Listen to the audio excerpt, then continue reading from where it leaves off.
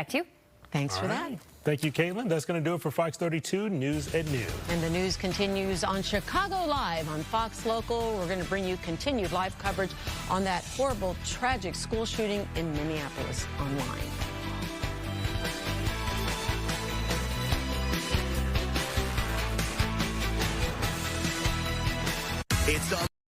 School shooting there.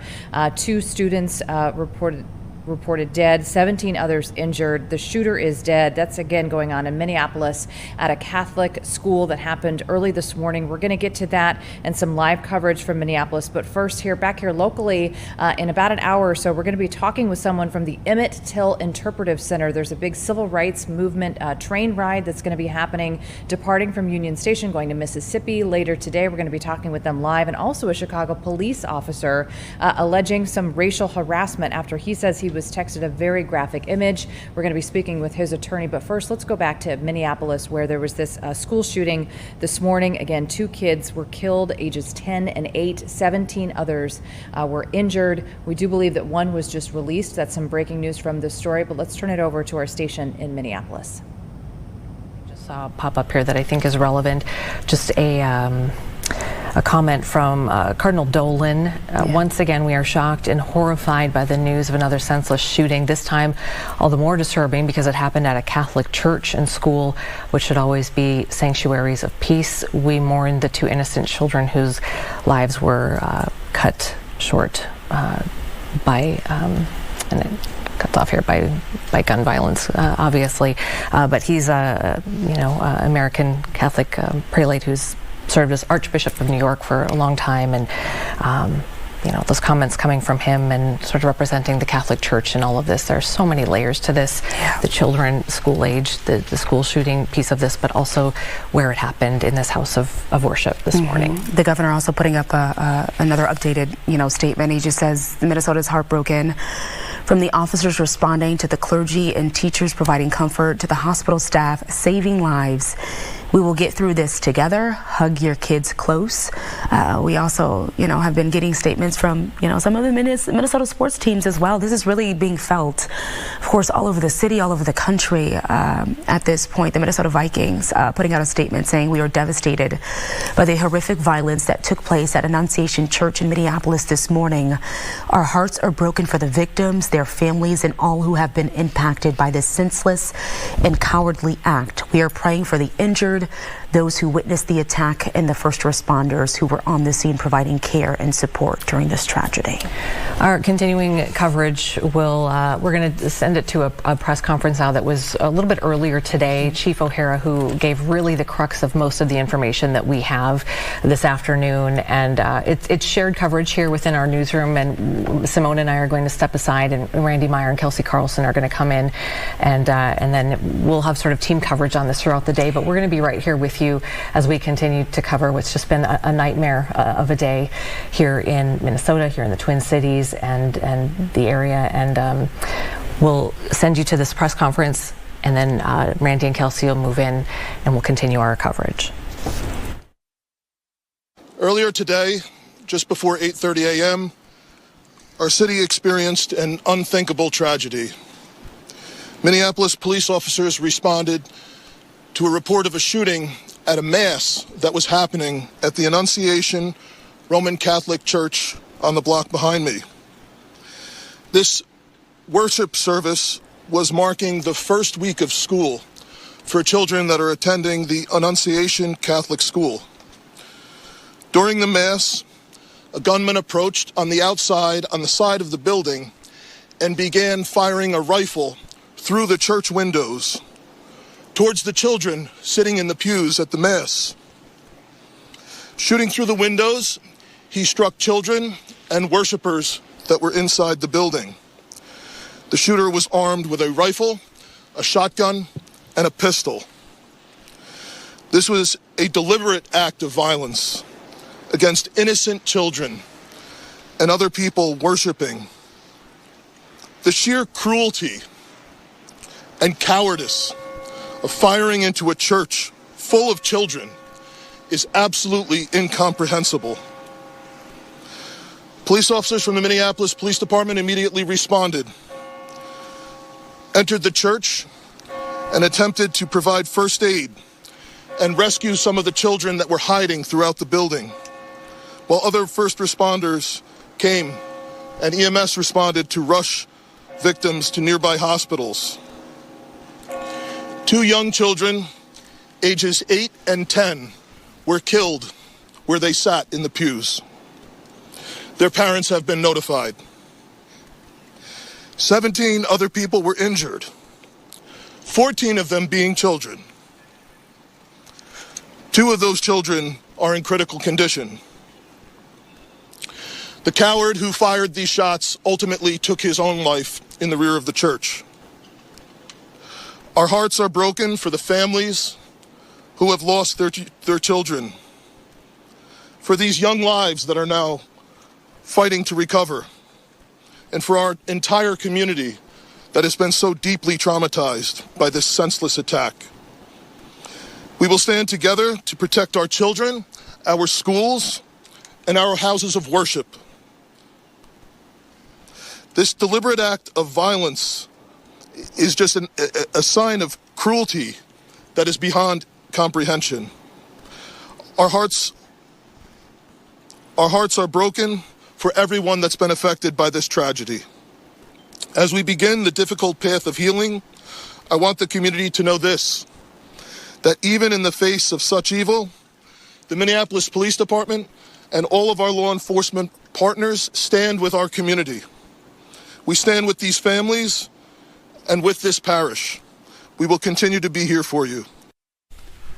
You've been listening to Minneapolis Police Chief Brian O'Hara updating us. This was a press conference about an hour and a half ago, basically laying out all the details of that very, very tragic situation, devastating really, in Minneapolis at Annunciation Catholic Church earlier this morning around 8:30, where we had that mass shooting.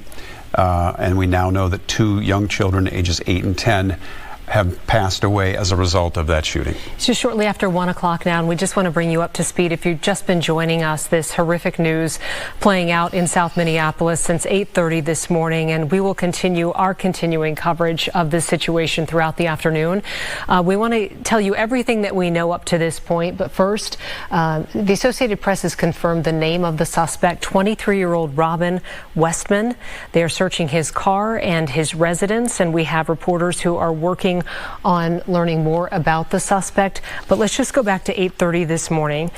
This nightmare that played out at this Catholic church, Annunciation Catholic Church in South Minneapolis.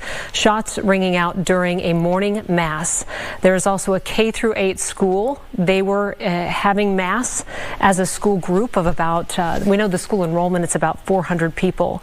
And 2 children, ages 8 and 10, were killed in the pews that they were sitting in during this mass as this gunman fired shots into the building through the church windows. 17 others were injured. 14 of those are children. I'm going to give you the latest updates as we know it. Right now, we're told that 7 are in critical condition. Of those, 6 are children. There is 1 adult also. It broke down like this. HCMC received 10 or 11 patients. There was a little uncertainty about that, but at last report, 10 patients. And 6 other victims. 7 went to Minnesota Children's Hospital. 1 of those has been released. Those were all children, obviously, that have gone there. But again, 6 children are still there. 1 has been released, and we do know that 7 total of the 17 others injured are still in critical condition. 4 of those underwent surgery this morning as well. We know the gunman fired so many shots that neighbors nearby actually thought there was construction or maybe roofing going on because there were so many shots fired they didn't even realize that it was gunfire. And Minneapolis police saying the gunman used 3 weapons, a shotgun, a pistol, and a rifle. And again, so many children also taken to hospitals, HCMC, Masonic Children's and Children's Hospital. MPD responded, providing first aid on the scene and also having to rescue so many children who were hiding in the church as well. Parents then running to the scene to reunite with their children. One of the images that really struck me is a mom who is holding her dress shoes, running in her bare feet toward the school this morning. It should be noted that this shooter, now identified as we said as Robin Westman, 23-year-old, shot through the church windows directly into the pews of the church at the children. and he stayed outside. There were no shell casings found inside, so the investigation right now suggests that he shot from outside the church and then killed himself in the rear outside behind the church. There were a couple comments earlier this morning. Mayor Fry was one of the first to take to the microphone. He said, think of these children as our own. And in situations like this, it is easy to go, not in my neighborhood, not in my town, but that certainly is not the case anymore.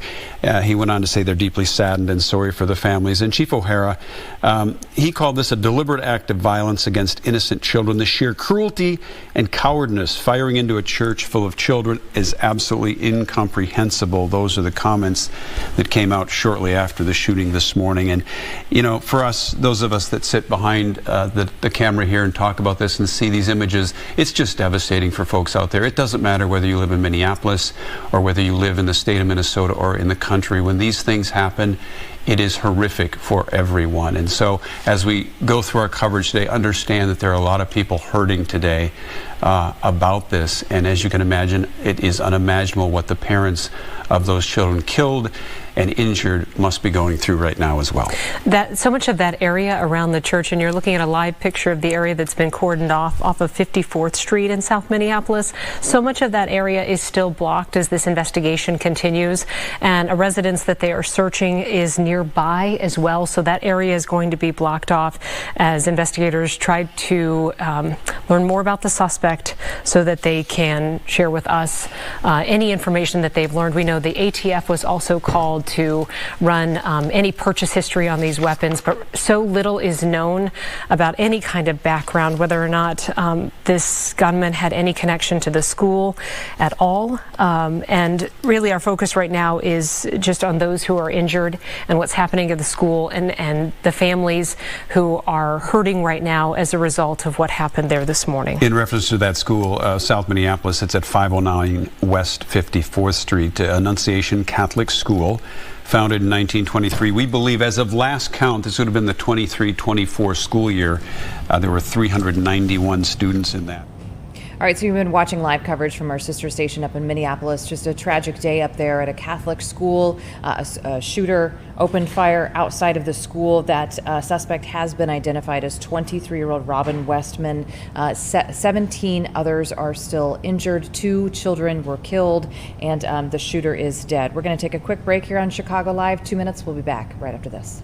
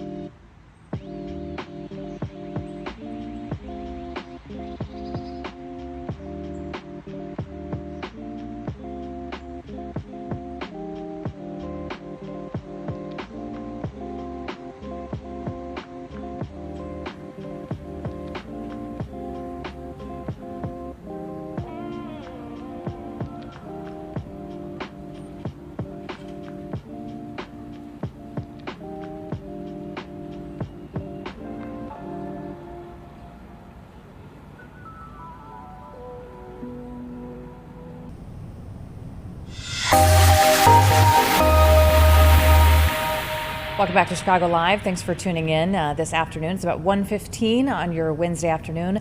I'm Elizabeth Matthews. We appreciate you tuning in. We've been covering this pretty devastating story up in Minneapolis, a school shooting there. 2 children were killed, the shooter's dead, many others injured. Let's check back in with our Minneapolis station. It's just hard to fathom, again, talking about that. And then, earlier spoke to a neighbor here who lives just a couple blocks away. Didn't hear anything. She had gone to work, had just gotten to work when the news came through a text group with other mothers in the neighborhood, including one who has a preschooler in the school, and her children were at home as they're in this week. Their child care had ended, but camps had ended, and school for them hadn't started yet. So she came home immediately, and just again also stunned by the ideas that they've known people with kids in that school. They've known kids that have gone to that school. They have friends in that school. And it's so close by and part of the neighborhood. Again, also just sort of hard to fathom. We saw for a time here multiple officers with canines from several different agencies in an all-out effort to search all this area around the school. And I was been on the north side all day and going through the commercial buildings here, the retail buildings and the parking lots, but also through the homes, through the yards, and all the way around to search for any potential other evidence, just to make sure that there was nothing out here that was related to the events over at the church. So, that also is part of the kind of the stun or the emotion here for neighbors here in the wake of this, then to see that sort of effort by law enforcement afterwards, searching everywhere with canines looking for potential evidence. Just spoke to another young man over here that had just brought some flowers that he placed right here. He was hoping an officer could take them up to place them at the school. That was not doable in this situation, so he placed them here. But he said too, he lives in the neighborhood, and again, everybody knows somebody that's been a student there.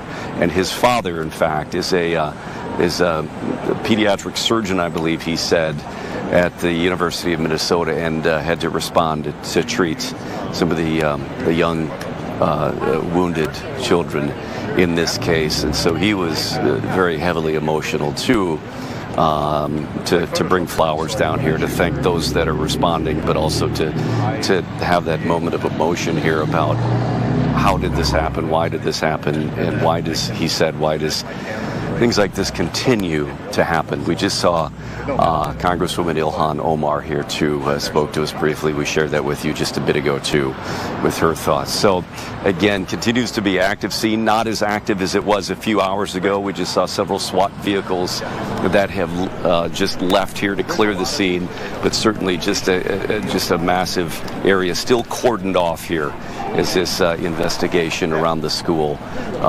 continues. So that's what's happening now. It's been a pretty weighty, emotional few hours out here, just even on the periphery of this scene around the church and the school. Back to you guys. No doubt, Rob. And Rob, we want to actually play the interview that you conducted earlier this morning with that child. Stay with us for just a moment. We'll come back to you. But if we can go ahead and share Rob's sound with that interview with that child who was inside the mask. This is a 5th grader, right? Mm-hmm. What were you doing when this happened? Well, we just got into mass, and it was like 3 minutes after. It was very scary. It was like my friend got shot in the back. He's in the hospital right now. It was super scary because, like, we've never practiced it in the church. We've only practiced it in the main school, so we really didn't know what to do. We just got into the pews and he shot through the stained glass windows. Yeah. And did you ever see him? My friend ran, someone helped him run out. He saw him. He was wearing all black and he had a ski mask on. So it just shot through the windows and never came inside? I don't think so. I mean, I was down, so I didn't really look up. I mean, he got shot through the stained glass windows, so they're probably ruined. And but do you have friends that got hit by bullets? Yeah, my best friend did. Have you heard what happened with him? Is he okay? Yeah, I think he's gonna be okay. And then my friend, he was like laying on top of me, like making sure I was safe, and he got hit. So that was really brave of him. And you have a nick on your neck? Yeah, that was, I don't even know what it's from. Kind of looks like debris or something. But that came from during this? Yeah. How are you feeling? You seem pretty put together here, but it's got to be tough. Yeah, I'm just like confused kind of, because I never thought it would happen and it just happened. So like, just kind of crazy. And I don't really know. That's bad. This is just terrible. It's tragic and disheartening that little Weston there is so composed after going through something like that it's just not a big deal, and that's what makes this whole thing tragic in many, many ways. It's just hard to. What a brave little boy right there. I can't even tell you. And you just hope, Rob, for all of those children that they find a way to get through this and in some ways put it behind them. Yeah, and you know, as you said, I mean, remarkably composed and remarkably well spoken, and which is, you know, to come across a fifth grader like that in a non-tragic situation that is so well spoken and well composed. You know, you're always impressed. But in considering what he is speaking about here, to be that well spoken and composed is remarkable. And you know, you can only imagine though, you know, what ramifications this will have on him in the hours to come. You know, as some of that, I guess, shock potentially might wear off. His parents were there too, and his grandfather was there, and you know, I spoke to them as well, and just about, you know, they said, yeah, I mean, go ahead and talk to him. He's happy to share what he's, I guess happy is not the right word, but he's willing to and very willing to share about you know, what his experience was, and but you know, they're also too just stunned and I guess, you know, certainly a little bit of anger, too, in talking to his father about that situations like this occur and keep occurring. And in this case, you know, as you mentioned, they were in a sanctuary, not in the school, in a place where they had not practiced to respond to an active shooter. That raises a whole other issue. It didn't occur to you, you should. And that's exactly right. You raised that issue earlier, Rob, and that is it raises the scope of concern for parents everywhere now. I mean, I think we can sort of get our head around the fact that schools need to be safe and children need to know what to do in a school shooting. This is an entirely different thing, which as I said, broadens the scope of tragically what parents have to worry about, to think about and others. I know with Weston, with his description of what happened, it's clear that he was very close to what happened, which is I'm so frightening, I'm sure, for his parents right now, and I'm sure there's a significant amount of shock that they are dealing with as the adrenaline was flowing and they were just trying to get him to a safe place. But I can tell you, 3 kids of my own, kids are becoming sadly more and more conditioned to this sort of thing because of the drills that they have to run several times a year at school. And because of the lockdowns that happen when there is fear that there might be a shooter. And I know my teenage son went through that, and you know, as he's coming home and he's describing to me, we were locked in an art closet and he goes, I was expecting to hear gunfire. So kids have become sadly more and more conditioned to maybe expecting something like this because they do run these drills so many times a year. And it's really scary to hear a 5th grader have to talk about living through something like this. Rob, we're going to step away from you. You know, when we were growing up. Oh, go ahead. Oh, okay. Go ahead. I was saying, when we were growing up, we did fire drills. Yeah. We did tornado drills. Tornado drills, yeah. We didn't do active shooter drills. I mean, I remember too the duck and cover drills. Get under your desk.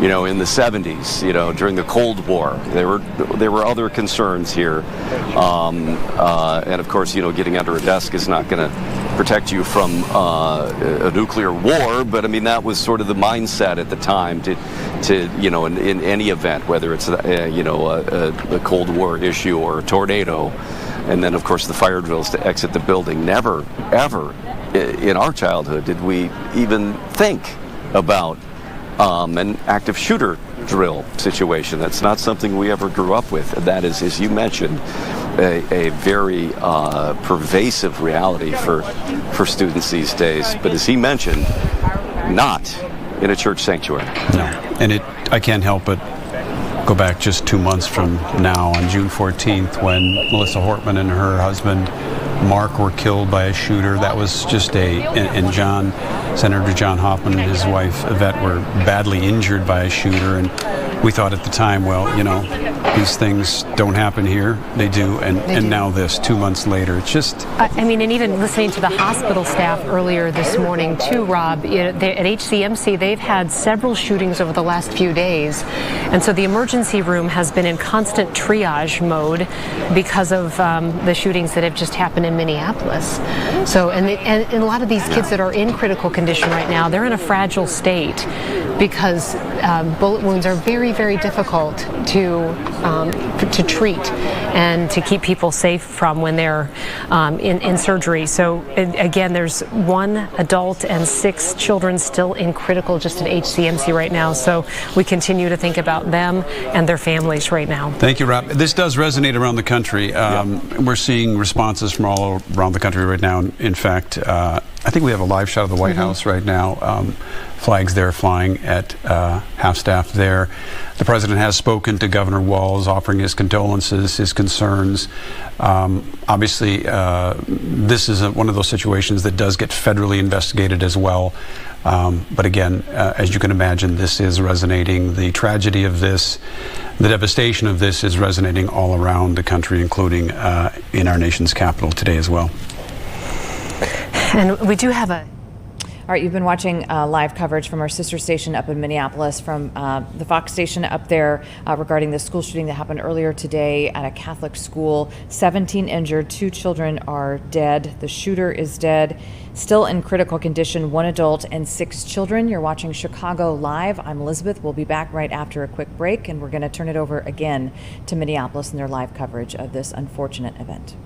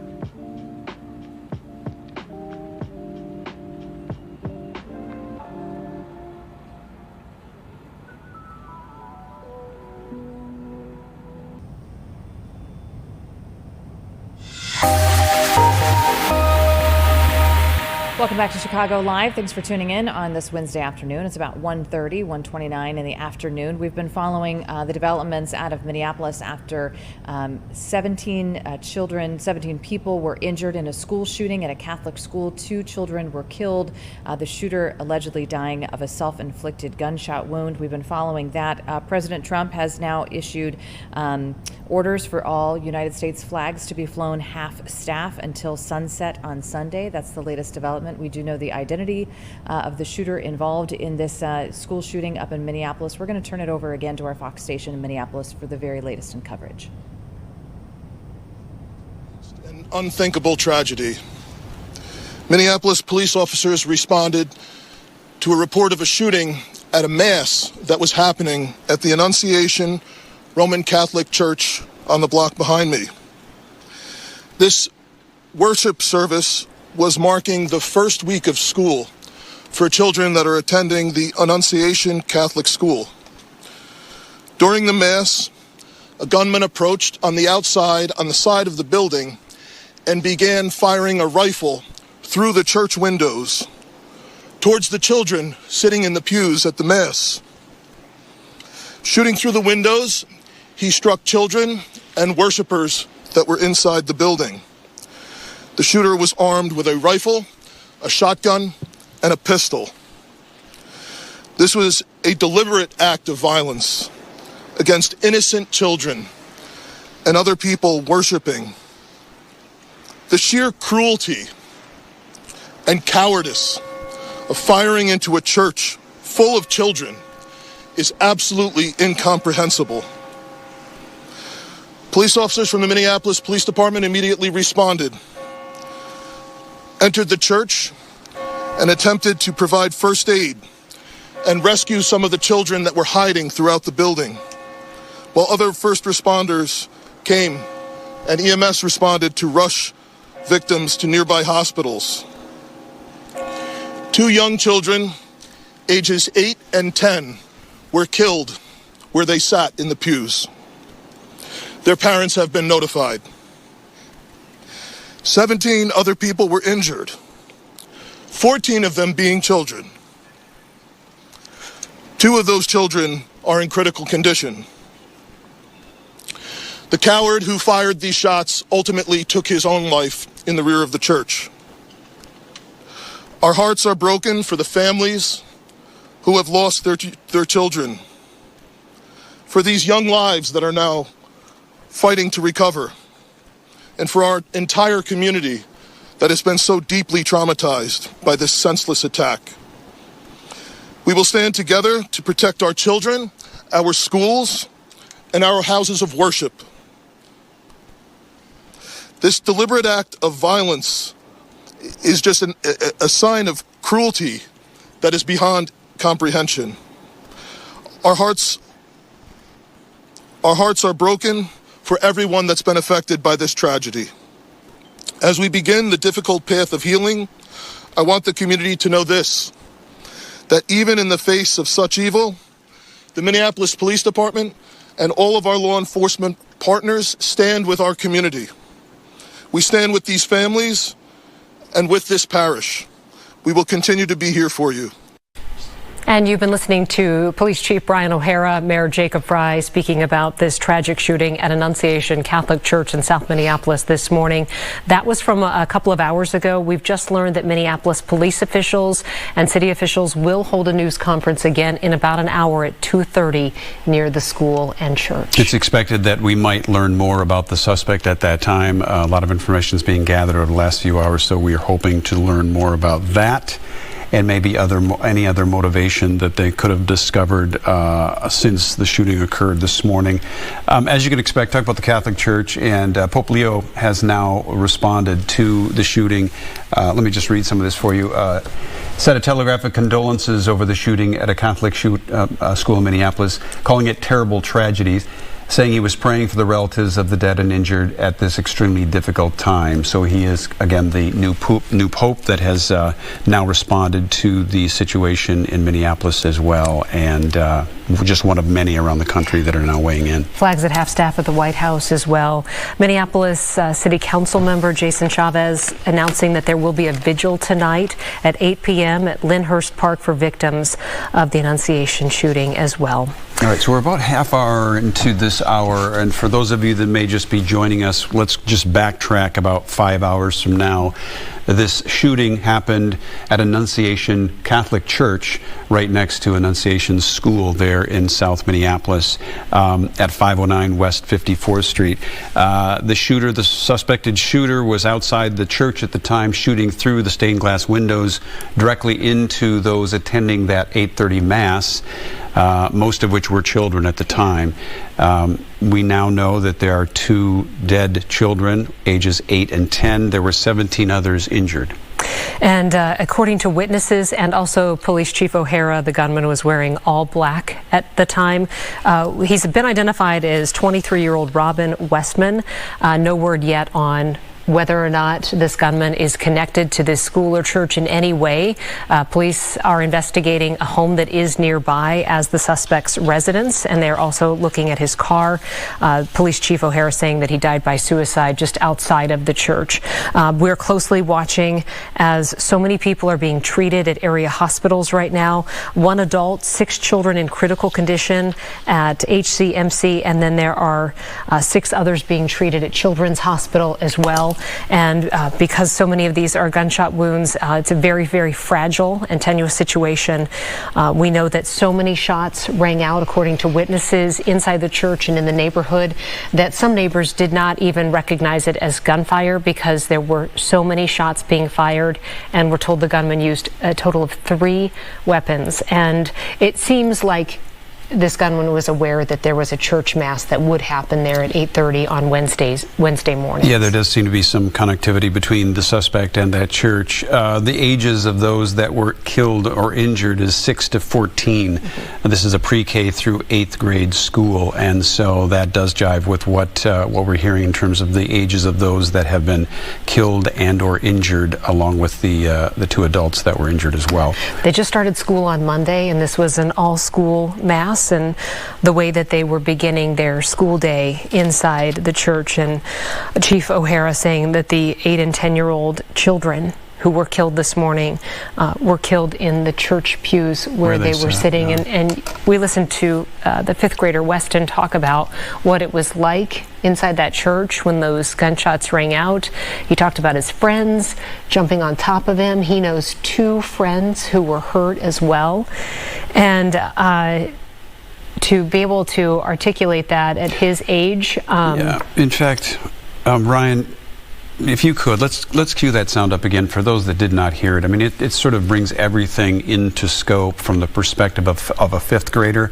The 5th grader that talked about what he went through. If we can cue that up, I think it's really good sort of a way to take our viewers there through the eyes of a child. It's incredible, and he's so composed. He's standing there with his parents and his grandfather, so it's not, we didn't pull him away. It was something that he wanted to talk about, which does say something as well. And I just know as a parent, it would be so hard for me to have to know that my child lived through something like that. So I just really feel for him and his family and all of his classmates right now who, a tragedy like this will take years to process. Do we have that ready to go? Let's play it. What were you doing when this happened? Well, we just got into mass, and it was like 3 minutes after. It was very scary. It was like my friend got shot in the back. He's in the hospital right now. It was super scary because, like, we've never practiced it in the church. We've only practiced it in the main school. So we really didn't know what to do. We just got into the pews and he shot through the stained glass windows. Yeah. And did you ever see him? My friend like ran, someone helped him like run out. He saw him. He was wearing all black and he had a ski mask on. So it just shot through the windows and never came inside? I don't think so. I mean, I was down, so I didn't really look up. I mean, he got shot through the stained glass windows, so they're probably ruined. And But do you have friends that got hit by bullets? yeah, my best friend did. Have you heard what happened with him? Is he okay? Yeah, I think he's gonna be okay. And then my friend, he was like laying on top of me, like making sure I was safe, and he got hit. So that was really brave of him. And you have a nick on your neck? Yeah, that was, I don't even know what it's from. Kind of looks like debris or something. But that came from during this? Yeah. How are you feeling? You seem pretty put together here, but it's got to be tough. Yeah, I'm just like confused kind of, because I never thought it would happen, and it just happened. So like, just kind of crazy. And I don't really know. Yeah. I don't think at this age it can really set in fully, and there's a great deal of shock that all of them are experiencing right now, just trying to understand what happened while they were sitting in their church mass at the beginning of the school day this morning at 8:30 this morning. Yeah, there's more tragedy to come. We have a lot of people that are children that are injured, and as we said, there were 4 that went into surgery. There are still 6 children in critical condition and 1 adult. So, this is far from over in terms of the tragic scope of it with injuries. We hope, obviously, that they all come through this well. They're being cared for very well at HCMC and Children's Minnesota. So we hope and pray that those victims come out of this thing as well. There is a 2:30 news conference with Minneapolis police and city officials, and we expect at that time that there is going to be more information about the suspect, 23-year-old Robin Westman, who's been named, apparently has a residence that's nearby, and we have just learned in our newsroom that his mother did retire from Annunciation Catholic Church a few years ago. That is the only connection that we know of so far, but stick with Fox 9 here. We'll carry that news conference live when that happens at 2:30, when we expect that they probably will have details about the gunman who is dead. Police Chief Brian O'Hare saying he died by suicide at the rear of the church this morning. We are getting responses from various Minnesota entities. Congresswoman Ilhan Omar, who represents the 5th District in Minneapolis there, She did come out to talk about this and said she's hoping and praying that the victims come through this. And let's go ahead and let our viewers hear that as well.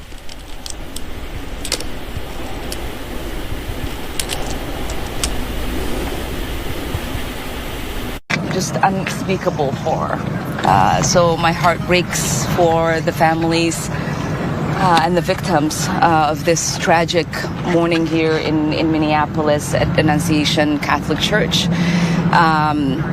We don't know much.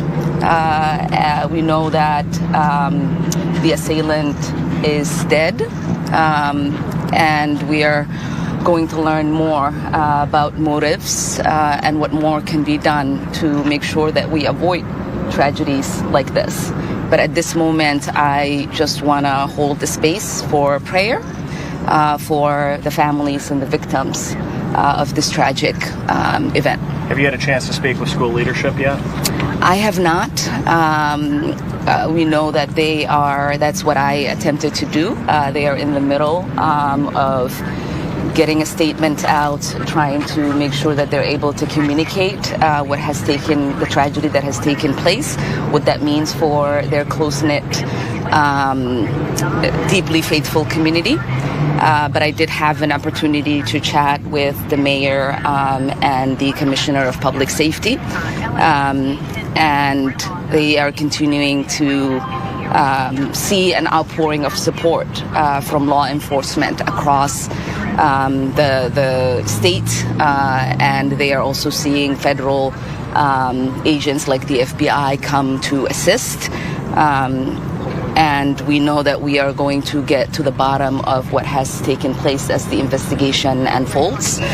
It's been incredible to hear from leaders of Congress. Even the White House reached out to see what our community needs. And that's the kind of moment that we are in. It's a moment of grief.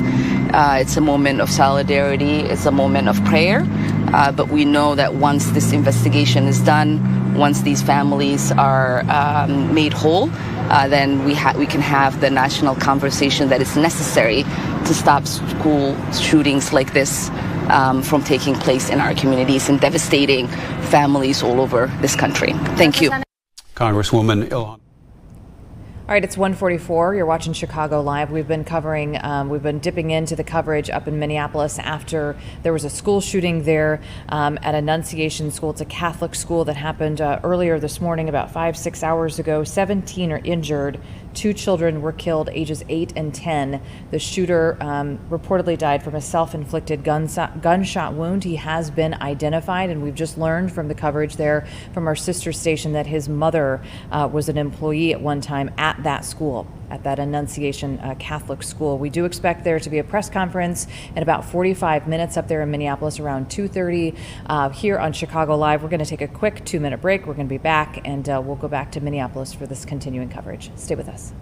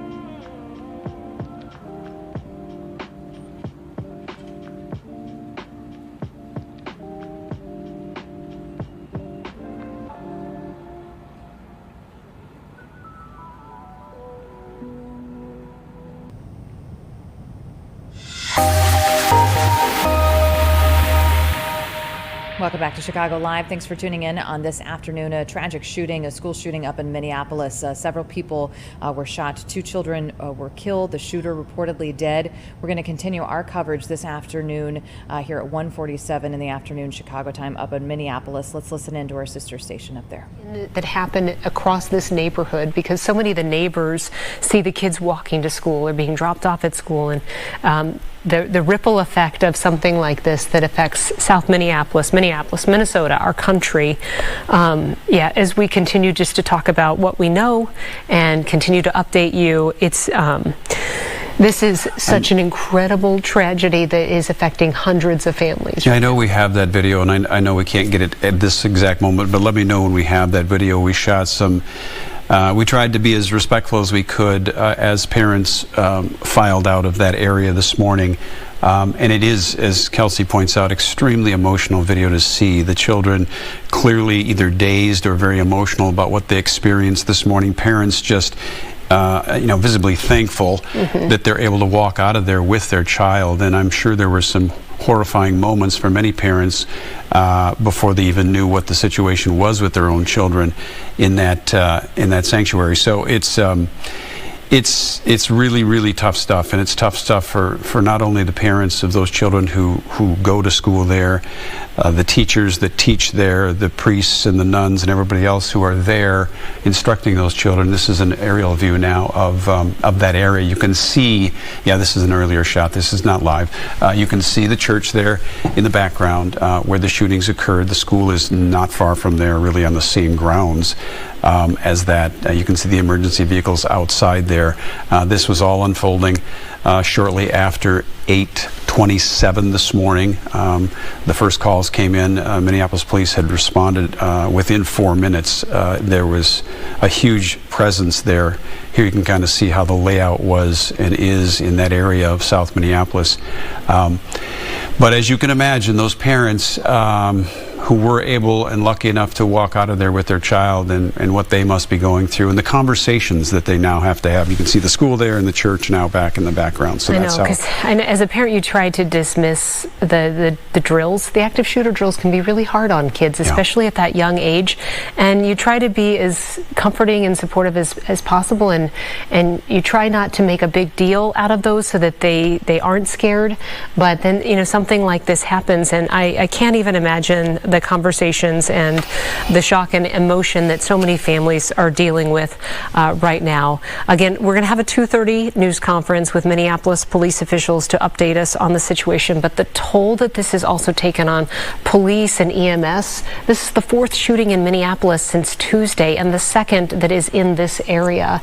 And HCMC, for one, because it's a level 1 trauma center, has just been in triage mode. It's the second mass shooting in 2 days, really, so yeah. So I can't imagine, just for so many people, the toll that this is taking on them right now. Yeah, I have a response here too. Again, keeping in mind this is a Catholic church, Catholic school. The U.S. Conference of Catholic Bishops have released a statement asking for healing. And it reads like this: in response to the shooting at Annunciation Catholic Church in Minneapolis, Archbishop William E. Laurie, Vice President of the U.S. Conference of Catholic Bishops, issues this statement. As a church, we are following the tragic news from Annunciation School in Minneapolis with heartbreaking sadness. Whenever one part of the body of Christ is wounded, we feel the pain as if it were our very own children. Let us all beg the Lord for protection and healing of the entire Annunciation family. And certainly our thoughts go out to that family as well. It's just a tough time. Yeah, and as you can see from that aerial shot, and then this is our live picture of the scene right now, which is still cordoned off. This is in a neighborhood. And so Rob Olson was speaking with neighbors nearby after this happened this morning, just about what they heard and what they saw. We have one of those interviews that we can share again with you right now, just to give a sense of what people were experiencing there this morning. How long have you lived here? 8 years. Just half a block from the school. Yeah. What's the first thing you knew that something had occurred today? I was at work. My kids were here. We're in that stretch of summer for public schools where there's not a lot of care for kids. So my oldest was taking care of my littlest, and I'm on a mom's chat group, and one of the mom's kids goes there to preschool. And I was at work and just got here as fast as I could, scared of, just not knowing what was happening in the neighborhood at all at that point. Did you learn about it from the mom? Yes.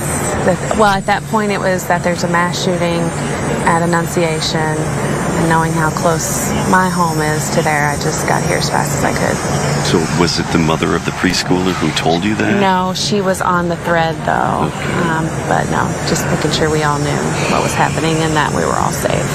Her child is okay? Her child is safe. Went into lockdown. The dad was able to get into lockdown with them, and they're home.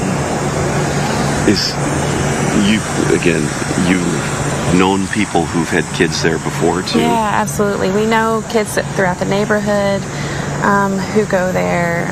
We see them walk to school. I actually saw 2 on their way to school this morning as I was on my way to work. So it happened right after that. How are you dealing with this? How are you feeling? I think I'm really sad. I'm frustrated that this continues to happen. I don't like saying that I never thought that would happen in my neighborhood, because every neighborhood should feel safe. But I literally could not imagine is happening here.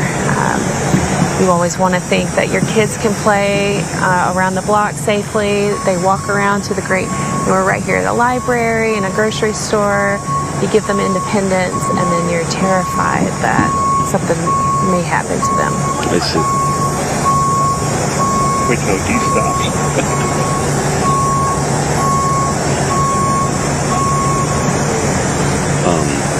You okay?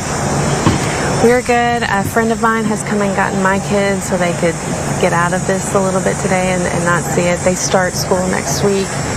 So my oldest is really thinking about that right now and is really sad. That's the thing for kids and parents who are going back to school this week or next week. Yeah. This is psychologically just hard to process. It's awful. It's supposed to be a week of, it's so happy that the routines are back in place, or if you're a kindergartner or preschool, it's such that next step in life to start school, and for this to be taken away and to have their first week happen like this is just unreal. We saw the police with canines going through the yards here. Did they tell you they were looking for something specific? I asked them, is everything safe? And they just said it's an added precaution, and that made me feel safe, that they were doing everything that they could to walk through. I saw their dogs and some of the officers jump over fences, and they're incredible, and I'm really grateful for their work here. You're listening there to a neighbor nearby, very familiar with that area, very familiar with the church, very familiar with the school, talking about, as we all would, the shock and horror and surprise that something like this would happen in the midst of your own neighborhood, mentioning that she would, just watches these children walk down the sidewalk to school with the start of the school year this week for them. And just, I think, we've seen, I called for it earlier, we've decided it's probably a little invasive in many ways to show the parents and their children coming out this morning. We're not going to do that anymore. They've been through enough. They don't need to be splattered all over the TV, so we're not going to show that. But what is important is you could read and feel the emotion in them and how something like this impacts families when you, in the back of your mind, are telling yourself it's never going to happen to me. Right. That's what really makes it sink in, and it really shatters your sense of security in your neighborhood. Just like that neighbor was just saying, you want to feel like your kids can play outside, you want to feel like your community is safe, you want to believe that something like this could not happen here. It's almost a what now moment. Several people, including our own Rob Olson, who talked to people in that area, talk about the scope of concern now widens.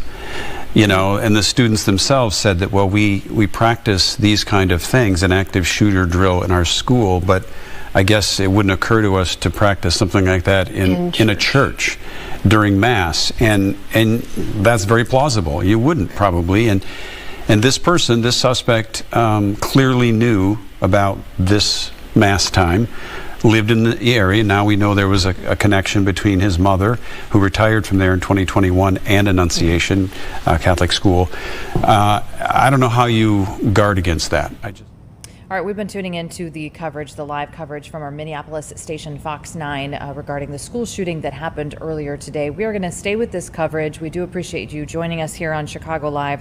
There is expected to be a 2:30 press conference up there in Minneapolis with police up there. We do expect to take that, but for now we're going to have a quick break and we'll be right back.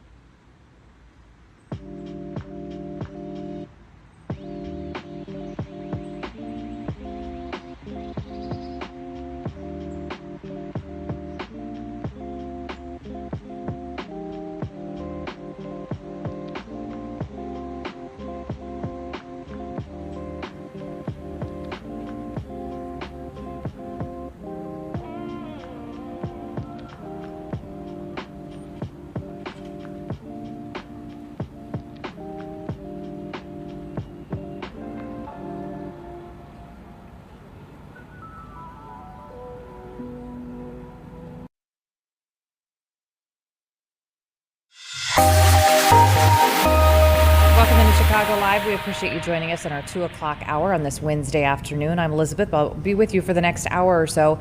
We have been tuning in essentially all afternoon with this coverage of the Minneapolis shooting that took place earlier this morning at Annunciation Catholic School. This is a school for young children. 2 children were killed in the shooting, ages 8 and 10 years old. 17 other people were injured. We have 6 children in critical. 1 adult is in critical. The shooter is dead, reportedly from a self-inflicted gunshot wound. At the bottom of the hour, around 2:30, just about 30 minutes, we do expect to have a press conference coming in from Minneapolis with the very latest details from Minneapolis police. We're going to take that. But in the meantime, we're going to go ahead and join Fox 9, our sister station in Minneapolis, for the latest coverage. On the outside, yes. The question was there any explosives? There were reports of that. There were no explosives or improvised devices that we found. I do believe there was one, I guess you would call it a smoke bomb, like not an explosive, but a sort of a firework that would release smoke. And which side of the building? North, south? The side that is closest to us, here, on this side, yep. Was this incident related also at these nearby homes? I don't have specific information on that I can release. The question was, is he dead from a gunshot wound? The answer is yes. We believe he took his own life in the parking lot. Was this outside or both inside that he was shooting? The question was he shooting outside and inside? He was absolutely shooting outside of the building on the side of the church, inside through the windows. It appears he may have gone inside, but I don't believe we've located any casings inside the building. So I'm not certain if he fired also while inside. It appears, if not all, most of the shooting happened outside the building. Chief, is this shooting related to any other shootings that happened in the last 24 hours? Yeah, Taylor's asking, is this related to any of the other shootings? This does not appear to be related to any other shooting in the city. The question was how many rounds? I would say it's in the dozens. We don't have an exact count. There's a sidewalk on the outside as well as a grassy area, so obviously we are going through and taking our time to process the scene. Was he firing just one weapon, like the rifle? The question was he firing one weapon? We believe he had fired all 3. He had a rifle, a shotgun, and a pistol. Chief, was this individual licensed to conceal and carry? Did he have any? Were the weapons, was he lawfully carrying the weapons? I don't have that information, and I don't have any information on any significant criminal history either. Was he dressed at all in any tactical type of gear or anything? It appeared he had some black clothing on, his cargo-type pants. I guess you could interpret that as, however you like. So that is Chief Brian O'Hara from earlier this morning responding, the first response to reporters, getting us as much information as they had or could release at that point. You heard him refer to the suspect as a he. We have since learned the suspect is Robin Westman, 23 years old, and we've also learned new information about that individual.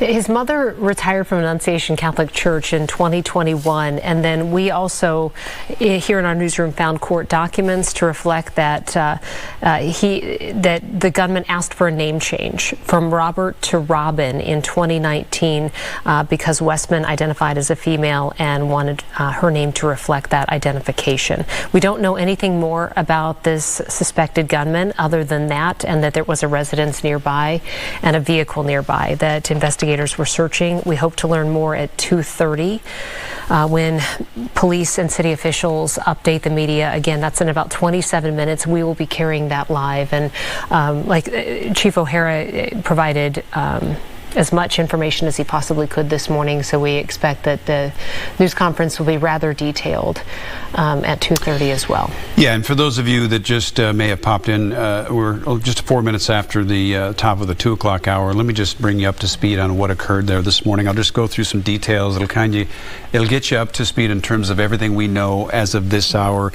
That shooting occurred during morning mass, approximately 8:20 this morning. That's approximately when the first call came in. Children The church sounds like it was fairly full. This is a Catholic school, Annunciation Catholic school, so it was morning mass to start around 8:30. Children were all sitting in their pews. The shooter from outside shot through the stained glass windows into the church from one side of the church. Also, we learned that the shooter, or more presumably the shooter, barricaded some doors so that people couldn't get out of the church. Was it 2x4? Yeah. Had a rifle, a shotgun, and a pistol. Fired all three of those weapons. There were no explosives found, although there was a smoke emission device found at the area, though I don't believe it had been detonated. The shooter was later found dead in the back of the church outside. It's not believed that any shots were fired from inside the church at all. All the casings were found outside. 2 children killed, ages 8 and 10. They were killed just horrifically where they sat in that church. 17 others were injured. 14 of those injured are children. At last count, we have 7 total in critical, right. 1 adult and 6 children. We also know that 4 of those who were injured were rushed into surgery right away. Presumably those would be part of the those that are in critical condition as well. Obviously the investigation moves along, and again, all this took place in a very short period of time, although neighbors in the area said at first they weren't even concerned about it because there were so many shots fired that it sounded like someone was firing a nail gun on a roof, on a roofing project. So initial response was from neighbors that it didn't seem like anything out of the ordinary. You know, and your mind wouldn't go to that necessarily. Your mind just wouldn't go to that at 8:30 in the morning in a residential neighborhood that's quiet. And there were dozens of rounds fired between those 3 firearms that Westman was allegedly carrying, just dozens of rounds, and it's remarkable that there weren't more children killed in those moments when the shooting began. We do know that the situation, though, for 6 people, 1 adult and 6 children who are in critical, is very, very fragile right now, and we may perhaps get some updates on the conditions as well at 2:30. But these are small children. This is a K-8 school, and bullet wounds are very, very difficult. Yeah, and HCMC is obviously a trauma center, so many of them, the worst, were probably sent there. We do know that the victims were sent between HCMC and Children's Minnesota, so that's where they are right now. We are getting fairly regular updates from both hospitals with updated information on how those victims are doing, and we certainly will pass that along to you when we get it as well. They're going to be a little tight-lipped about some of this stuff, and they will keep us apprised of basic conditions. Beyond that, we're just going to hope and pray. Yeah. And we do know just from the families who were leaving the school once they were able to get their children, from our reporters who've been out there, that there was a certain amount of just chaos and shock when all of this started. MPD responded right away and then started administering first aid to those who were injured, and they started rescuing children who were hiding in the building. Many also ran. So it was just a terrifying scene for the hundreds of children and parishioners who were witness to this morning. Speaking of witnesses, Rob Olson, if we can get him ready to go on mic here. Rob was on scene as well. He's talked to not only neighbors, but he's talked to a little boy, and the sound coming out of that and the interviews coming out of that it kind of brings it all home for many of us who were not there. The neighbor talking about how stunned she was to not only see children walk down the sidewalk, and lives very, very nearby, to see the children walk down the sidewalk going to school this morning, but then to realize that it happened in her neighborhood. And we all think that it's not going to happen in our neighborhood. And that was, when I watched and listened to her, that was the part of it that really resonated, was that just stunned by this. And then, of course, we had the sound and habit, and we'll play it for you in a moment here, but of a 5th grader, Weston, who was there and dove for cover, and he'll recount what that was like. And our Rob Olson was on that scene, is on the scene still right there, which is still considered a very active scene, Rob. Yeah, very much so. I mean, certainly much quieter and not nearly as crowded as it was hours ago when this street was lined with squad cars. Still is, but not to the extent that it was mid-morning today, where when I got here it was just nothing but solid squad cars, and then a line of ambulances too. There were 5 lined up kind of down on the other end of this block and a few more down here. Now much of that has that certainly has cleared out. Is the need for the ambulances is no longer. Some of the SWAT vehicles have left, and some of the other squads have left or dispersed to other parts of the investigation here. But the perimeter here of this scene remains very, very extensive. We are just half a block from the side of the school here. The church is down on the other end of the block, so that's Garfield behind me. Rich is the north entrance to the school, and then the church is just beyond that. So you've seen a lessening of activity. Is the necessity of that initial, immediate, urgent response, emergency response, has abated a couple of hours ago. But now the urgent response here now is making sure that this scene is completely cordoned off for blocks in each direction to protect the scene for the investigation now. And so that's what we are seeing. No indication exactly how long it will remain this way. It's basically as long as it takes until investigators are comfortable that they have made sure they've not missed any bit of evidence that is pertinent to their investigation. We did see earlier this morning officers with canines from several different departments that were just scouring all the areas around here, including the yards in the neighborhoods around the school, looking for any potential evidence that would be important to this. Theoretically, maybe that if there was an additional stash of weapons or some other devices here, that's their immediate concern, was because they don't know at that point the scope of everything. So they've got to search everything to make sure that a scenario like that didn't exist. And all right, it's coming up on 2:12 here on Chicago Live. We appreciate you sticking around for this press conference. It's coming up in just about 20 minutes or so. At the bottom of the hour, 2:30, we expect to get a live press conference from Minneapolis with the very latest details from Minneapolis police. We are starting to learn more about the shooter involved in this, 23-year-old Robin Westman. We do believe that his mother actually worked at this Catholic school at one point, so we expect to learn some more details about that. And also the victims. There's still several that are in the hospital. 4 were rushed into surgery. We've learned that. And we have 1 adult still in critical, 6 children in critical condition.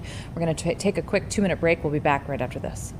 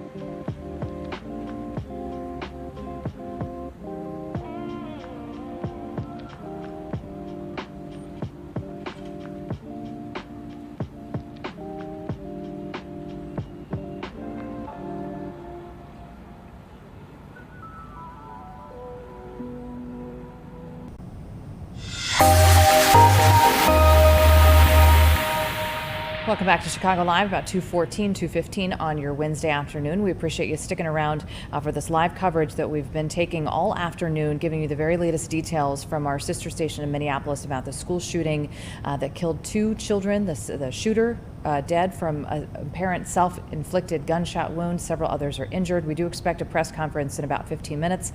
Let's listen in to our sister station. I was at work, my kids were here. We're in that stretch of summer for public schools where there's not a lot of care for kids. So my oldest was taking care of my littlest, and I'm on a mom's chat group, and one of the mom's kids goes there to preschool. And I was at work and just got here as fast as I could, scared of, just not knowing what was happening in the neighborhood at all at that point. Did you learn about it from the mom? Yes. Well, at that point it was that there's a mass shooting at Annunciation, and knowing how close my home is to there, I just got here as fast as I could. So was it the mother of the preschooler who told you that? No, she was on the thread though. Okay. But no, just making sure we all knew what was happening and that we were all safe. Her child is okay? Her child is safe. Went into lockdown. The dad was able to get into lockdown with them, and they're home. You've known people who've had kids there before too? Yeah, absolutely. We know kids throughout the neighborhood who go there. We see them walk to school. I actually saw 2 on their way to school this morning as I was on my way to work. So it happened right after that. How are you dealing with this? How are you feeling? I think I'm really sad. I'm frustrated that this continues to happen. I don't like saying that I never thought that would happen in my neighborhood, because every neighborhood should feel safe. But I literally could not imagine this happening here. You always want to think that your kids can play around the block safely. They walk around to we're right here at a library and a grocery store. You give them independence, and then you're terrified that something may happen to them. I see. Wait till he stops.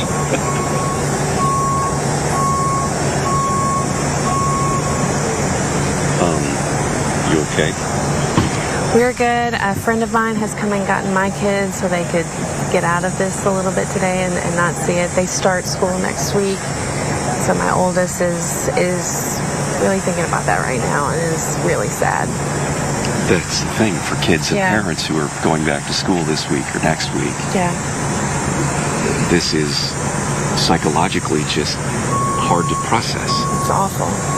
It's supposed to be a week of, it's so happy that the routines are back in place, or if you're a kindergartner or preschool, it's such that next step in life to start school, and for this to be taken away and to have their first week happen like this is just unreal. We saw the police with canines going through the yards here. Did they tell you they were looking for something specific? I asked them, is everything safe? And they just said it's an added precaution, and that made me feel safe, that they were doing everything that they could to walk through. I saw their dogs and some of the officers jump over fences, and they're incredible, and I'm really grateful for their work here.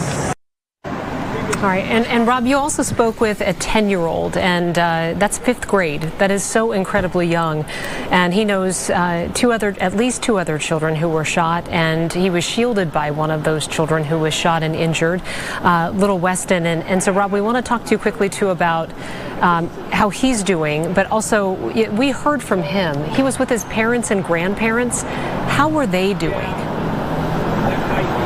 They were also very, seemed very composed about this whole thing, but they expressed anger, really, is what it was. I mean, just irritation that they're even here with their 5th grader in this scenario, and that time and time again, where you hear about these types of situations, and they said it's frustrating that it seems like there's nothing done to adequately address some of the concerns that people have, and certainly parents have, with their children in school. And and they said, yeah, I mean, Weston is very able and capable and willing to talk about his experience. And again, speaking to him, remarkable at the composure that he had, considering what he had to be processing about what he experienced and what he witnessed himself. Just remarkable. Okay, Rob Wilson, we'll come back to you in just a little bit, but thank you for that update. And again, we'll have... And we're going to go right back to them. It's 2:20 on your Wednesday afternoon. You're watching Chicago Live. We're giving you full coverage of what's going on in Minneapolis. We're about 10 minutes away from a press conference with Minneapolis police for the very latest. For now, let's go to break. We'll be right back.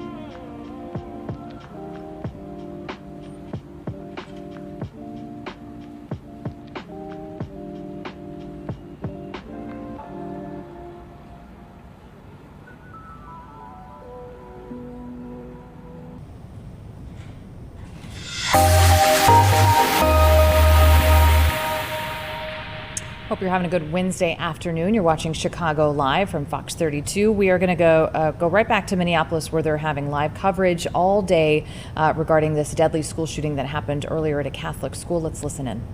See in almost every one of these incidences across the country is that no one ever says we had no idea this person had a firearm.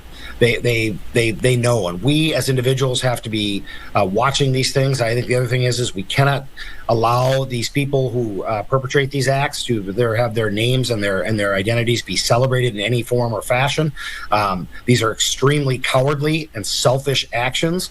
And I told someone earlier, you'll never hear me say this person's name out loud because, again, I understand the media has a responsibility to report the news, but I think too many of these people who commit these crimes are seeking the notoriety that comes with it.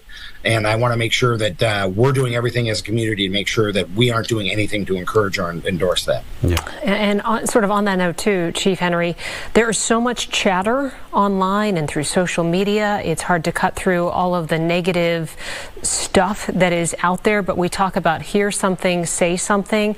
What message would you give to the public, too, about any potential warning sign? Well, I think that's spot on. Listen, we'd rather go check something out and have it turn out to be a molehill. I think people want to wait too long, and they say they don't want to bring any attention to something that turned out to be wrong. I think we have to kind of push that instinct down and say, listen, in the environment we live in today, we want to make sure that we're reporting things. And if it turns out that someone makes a report against me, I should be more understanding of that and say, well, listen, I'm glad I have a neighbor that was that concerned. And it turns out that there was nothing or was a mistake, but we need to be more on top of that as a community, and we need to come together. I think this is, an issue that doesn't need to be partisan in any way. And I think we all care about having safe kids and safe collection places for folks and safe events. And we can do that if we come together as a community. And that raises a different point. This happened in Minneapolis. You're in St. Paul. You're in charge of that police department. Post an incident like this, something gets learned by everyone. Do you coordinate with Minneapolis? I'm assuming you do, to talk about what happened, how it happened, what can be learned from that.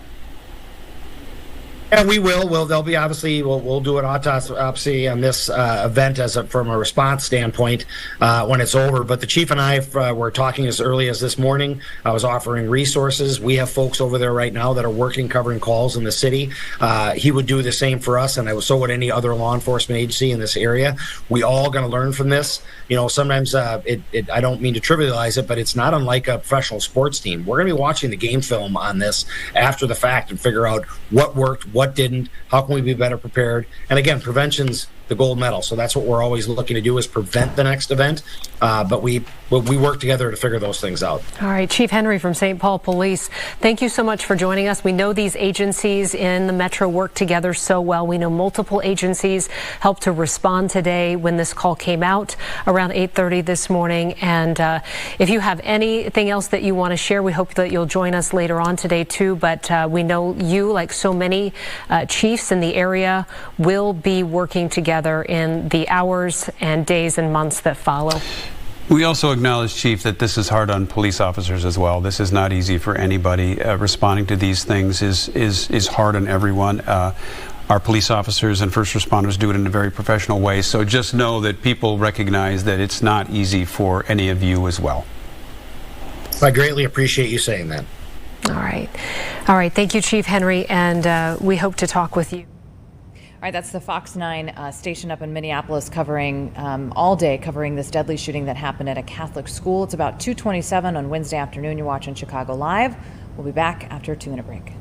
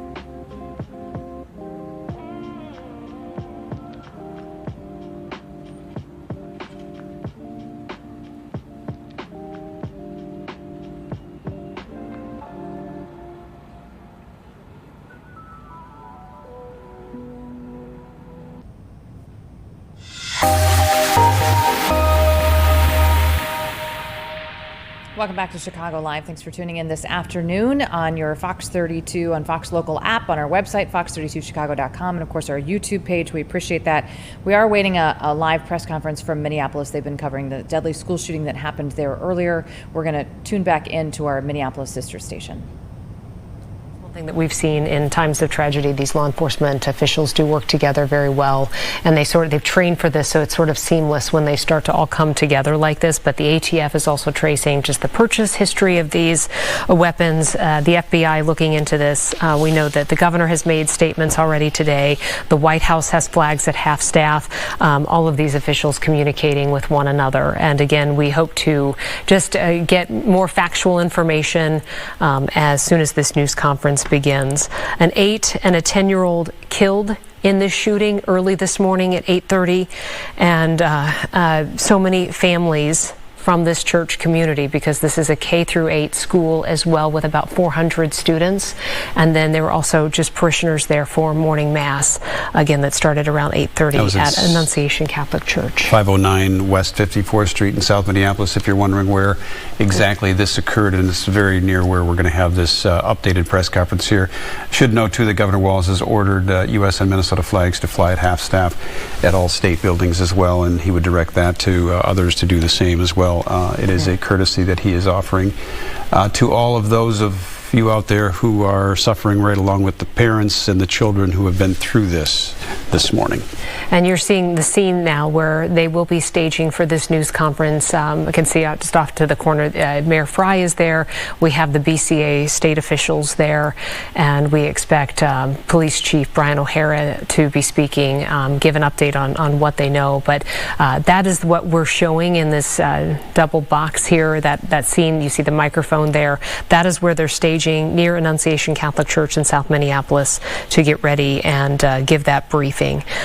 This was for as far as we know, this came out of the blue for so many people. We don't know of any, or we haven't been told of any threats that were made against this school, made against this church. We do know that the gunman apparently did live nearby and that his mother had retired from this school, and that the gunman had undergone a name change about 6 years ago from Robert to Robin. It's possible that the FBI has come up with something through an online scrub or whatever that they now, FBI Director Kash Patel is investigating this, as I said a moment ago, as an act of terrorism directed as a hate crime toward Catholics or Catholicism in general. So that is the FBI's perspective on this. We don't know exactly what directed them to move in that area, but that's certainly where they're looking at it, and it certainly is a terrific act. All right, you see the live picture from Minneapolis. We're actively awaiting the start of that press conference. We're going to take a quick 2-minute break. We'll be back right after this.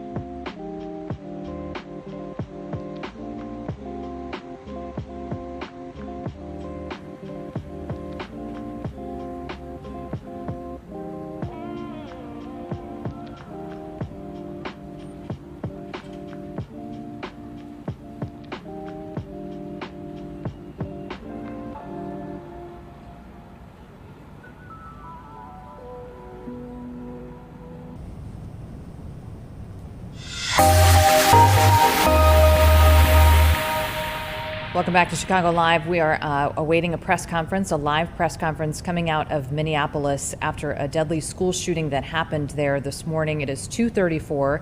This press conference is supposed to start at 2:30, so running just a couple minutes late. We do expect to hear more about the victims involved in this. We do know that 2 children, ages 8 and 10, were killed. The shooter killed, allegedly self-inflicted gunshot wound in the parking lot outside of this church. We do know that he shot inside of the church. We don't believe from what police are saying that he was actively going inside the church, but that the shots were coming from outside of the church. Several others injured, as you can imagine, 17 in total, 1 adult in critical, 6 children in critical, but those details are from a while back from a press conference with police from several hours ago, probably 4, almost 5 hours ago now.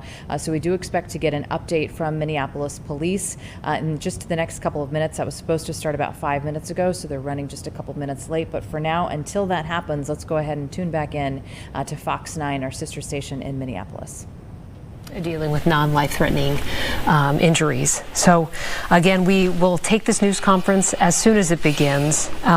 This impacting the state of Minnesota, the city of Minneapolis, the entire country right now, federal, state, local officials, all involved in the process as they dissect and try to figure out who this gunman is, why this happened. Yeah, and I think it's important to note, as Chief Henry from St. Paul noted, that as journalists, we will continue to report the facts. One of the facts that we need to report is the name of the suspect, and until that's cleared and until that's verified, we will continue to report the name. But in situations like this, to his point, he said he would not utter the name of the person who did this horrific act. And as this story advances, we will do our best to be respectful on that as well.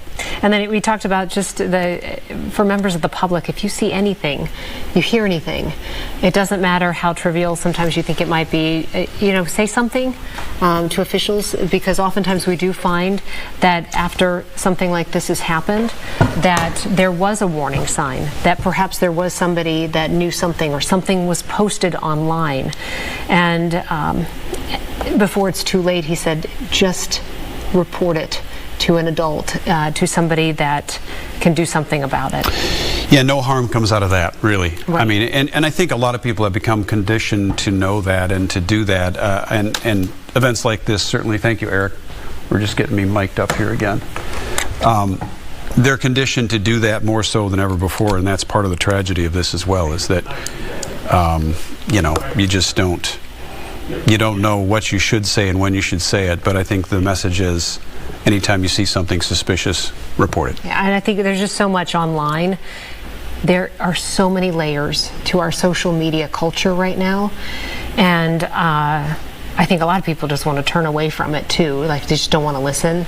But I think it's hard to cut through some of the clutter that exists out there. But it's so very important to try to flag any potential concern, anybody who may be dangerous, anybody who may be planning something.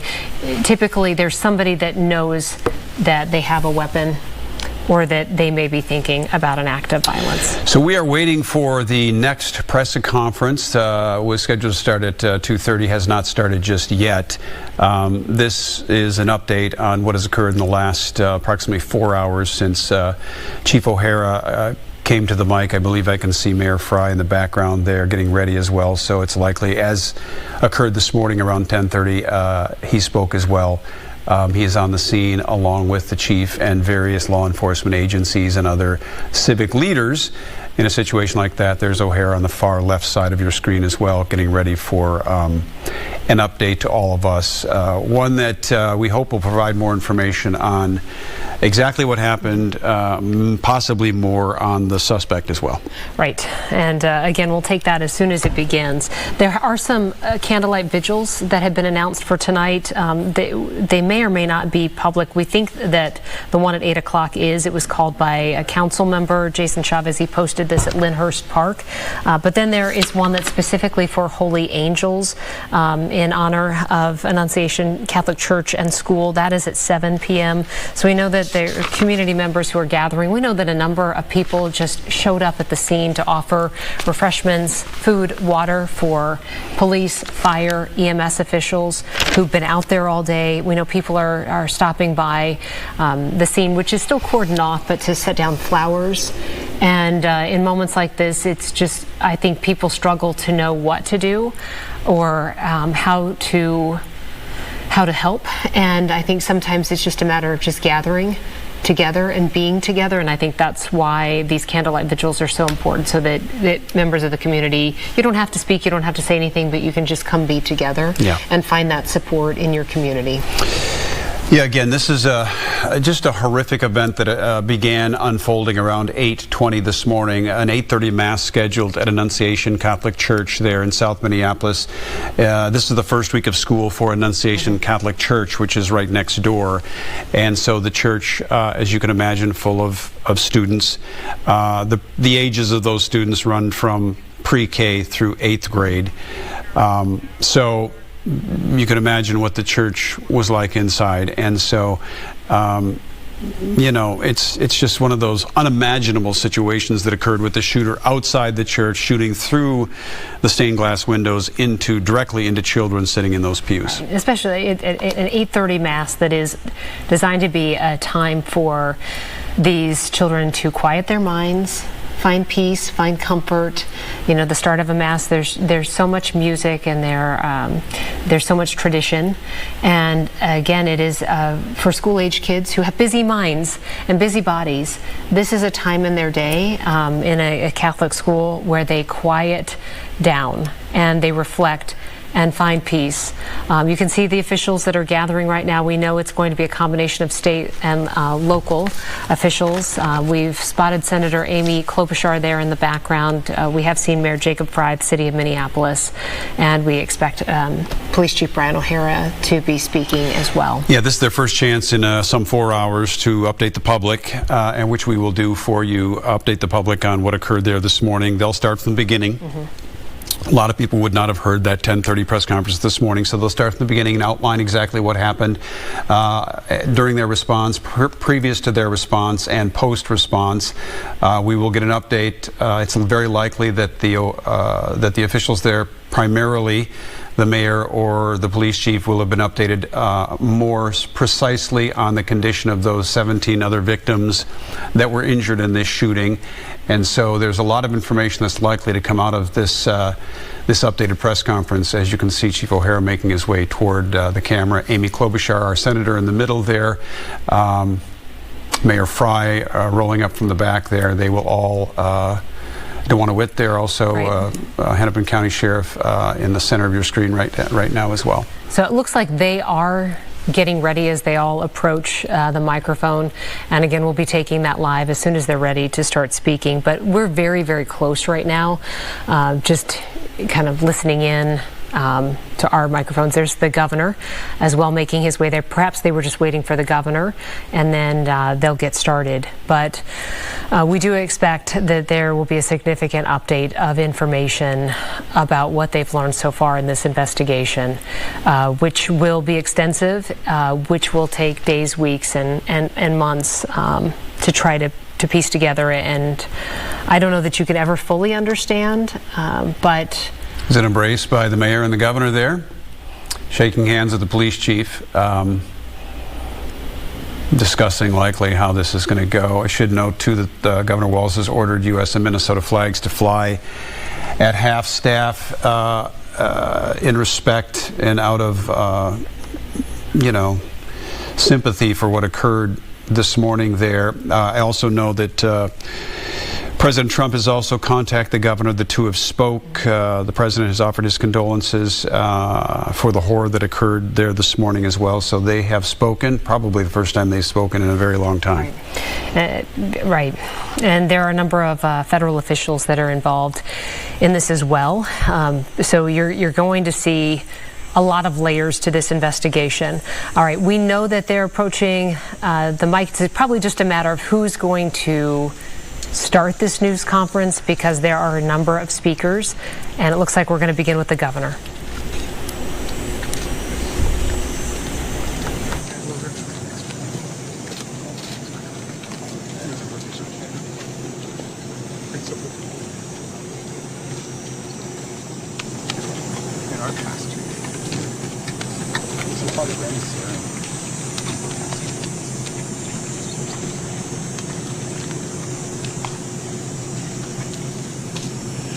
Well, good afternoon, everyone. Certainly a day and a news conference that no one wants to be at. A community behind us, Annunciation Church and School, committed to academics, service, and Catholic values, filled with the first days of school of beautiful children going to learn those values, share with their teachers and their classmates, and children going to learn those values, share with their teachers and their classmates. And instead of that joy and that curiosity and that learning, they were met with evil and horror and death. And we often come to these and say, these unspeakable tragedies, or there's no words for this. There shouldn't be words for these types of incidents because they should not happen. And there's no words that are going to ease the pain of the families today. On behalf of all the people of Minnesota, our deepest sympathies. A wish that any of these words would make what you're feeling now better, but it won't. A place that's founded on community, founded on service, founded on family. I'd like to give special thank you to the mayor and the team in Minneapolis, the Minneapolis Police Department, Hennepin County Sheriff's Office, Minnesota State Patrol, the BCA, so many agencies, our federal partners in the FBI, the first responders, and the heroic work that's happening now as we speak at multiple medical locations, including Hennepin County Medical Center, where most of our children were transported to receive the life-saving care. The thoughts and prayers and the hopes and the support that we need to give them in this moment too is critical. Speaking with all the people here and grateful to our federal partners, Senator Klobuchar speaking early this morning and receiving a call from President Trump, who was with his leadership team of the Attorney General and the Vice President, expressing their deep condolences amongst the horror that happened and an offer to provide the support to the folks here in Minnesota of what's needed. So there's a lot of cameras here, and unfortunately we have been through these types of things. They will be gone at some point. All of you have to do your jobs. But what happened here today will not be gone. Minnesotans will not step away. We'll stand with this community. We'll redouble ourselves to do the best we can to understand what we can do to prevent any parent from having to receive the calls they received today, from any school dedicated to children having to respond to a situation that, as we said, is unthinkable, but that's all too common, not just in Minnesota, but across this country. It's Minnesota's day today, and it's my strongest desire that no state, no community, no school ever experiences a day like this. So I ask the rest of the folks around the country who are watching, keep us in your thoughts and prayers, but also keep us in the thoughts for action. Keep us in the ideas that we can work together. And it's on these days like this, I think, and I hope we can hold on to it.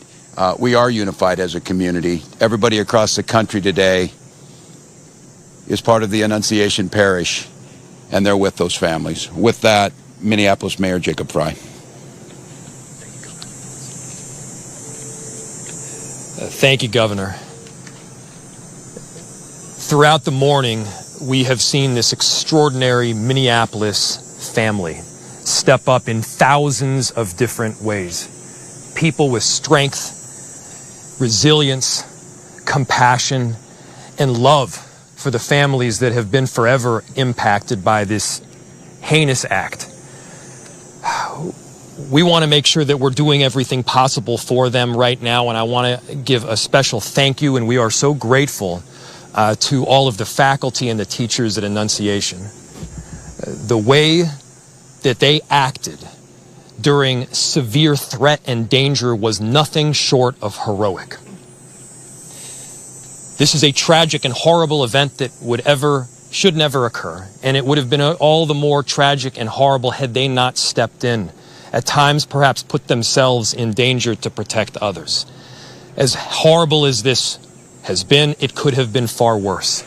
I'm grateful for our law enforcement partners, our police officers in the Minneapolis Police Department and other law enforcement agencies well beyond that step up, that answered the call to make sure that they were running towards danger when so many of the rest of us would have run in the other direction. Thank you.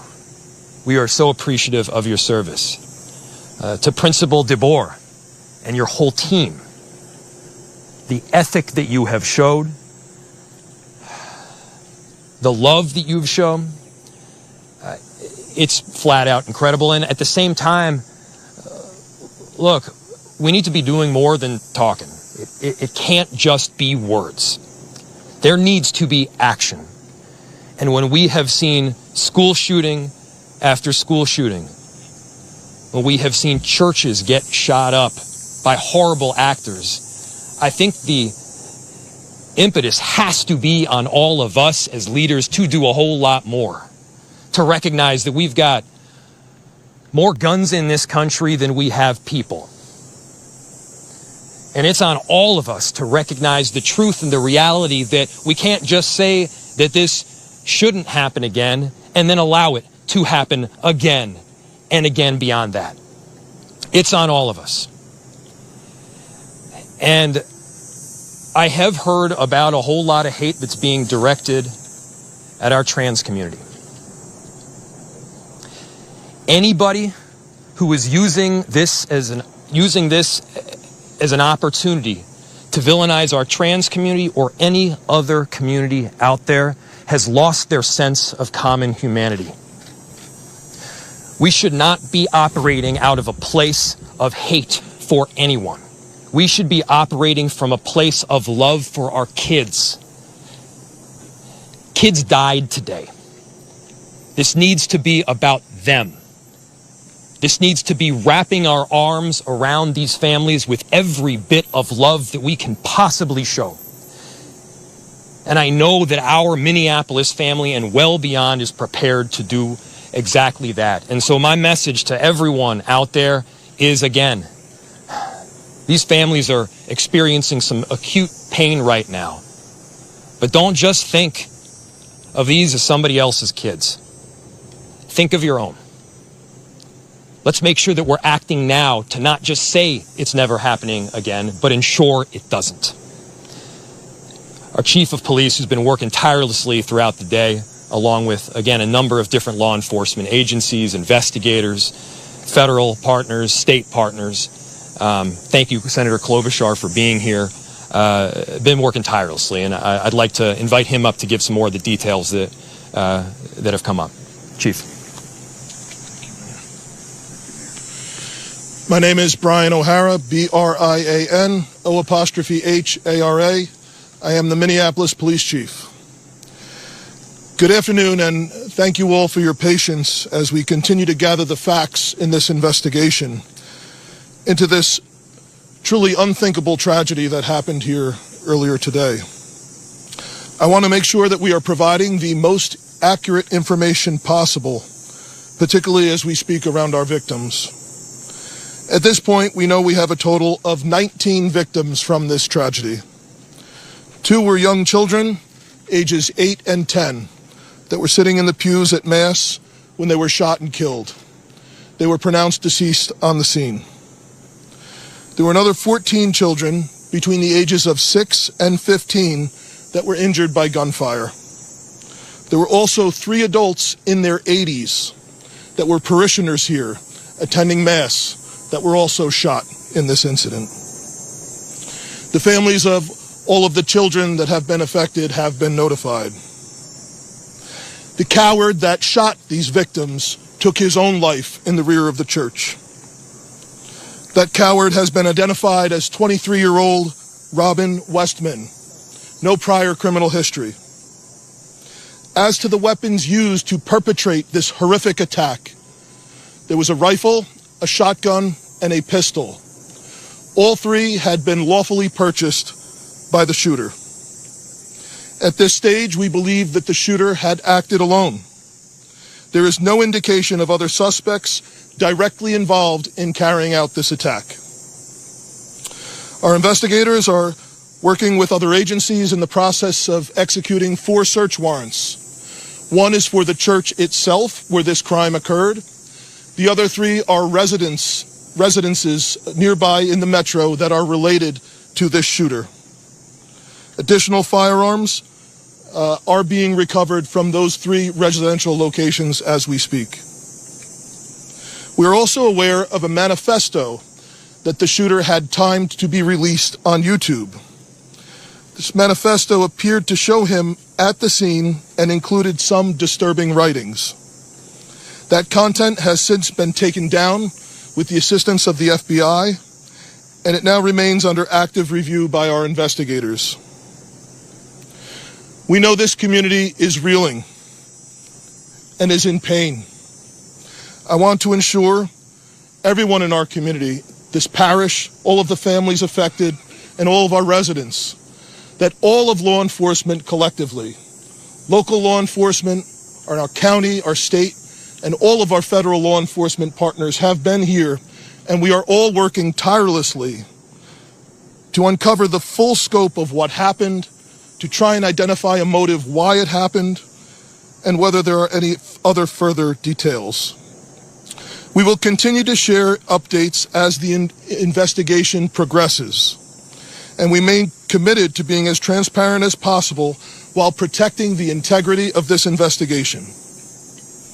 In a moment, I will take some questions that I am able to answer, but first I want to bring up the principal of Annunciation School, Matt Du Bois, as well as, after him, the Archbishop, our Archbishop Bernard Hebda. So, Principal.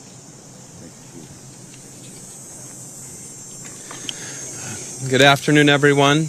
To any of our students and families and staff watching right now, I love you. You're so brave, and I'm so sorry this happened to us today.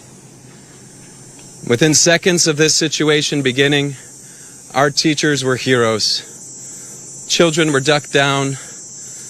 Adults were protecting children. Older children were protecting younger children. And as we heard earlier, it could have been significantly worse without their heroic action. This is a nightmare, but we call our staff the Dream Team. And we will recover from this. We will rebuild from this. When we planned for this school year, we intentionally chose a theme from the prophet Jeremiah chapter 29, a future filled with hope. There's nothing about today that can fill us with hope. We, as a community, have a responsibility to make sure that no child, no parent, no teacher ever has to experience what we've experienced today, ever again. I need everybody to commit those words to your speech patterns, never again. We lost 2 angels today. And please continue to pray for those still receiving care. We can't change the past, but we can do something about the future. There's an African proverb that says, when you pray, move your feet. So I beg you, I ask you to please pray, but don't stop with your words. Let's make a difference and support this community, these children, these families, these teachers. Never again can we let this happen. I love you, Annunciation family. We're with you, and we will be stronger when this is done. Archbishop Hebda will be coming next.